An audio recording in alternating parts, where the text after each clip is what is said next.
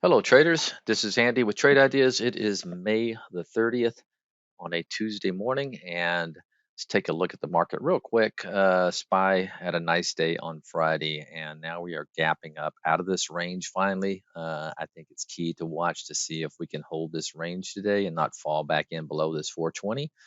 And the Qs, real briefly, we know they've had a nice move broken out of their range a couple of weeks ago. So another gap up. So let's see what happens. I think you got to be careful today just because the gap up is on this debt ceiling deal, and this could be a sell the news type of event. But real quickly, let's look at some of the stocks that are setting up nicely. I think this shop, I mentioned it on Friday, and I'm going to mention it again today. I actually bought a little bit half size on Friday, and it's gapping up above the $60 level, which is the kind of the level I'd like to get it above. So let's real quickly. Hewlett Packard, this is old school technology, but trying to break out of a range here. You can see there in Hewlett Packard. So keep an eye on HPQ.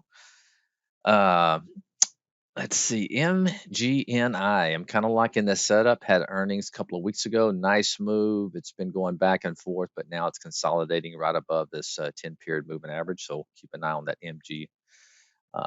MGNI.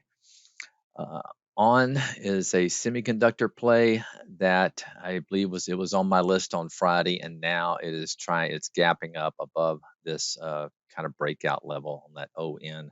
If the semis want to continue higher, this could have a nice move to it. And one other real quick, let's look at FLNC. Let's see if I can find it. There she is in my races.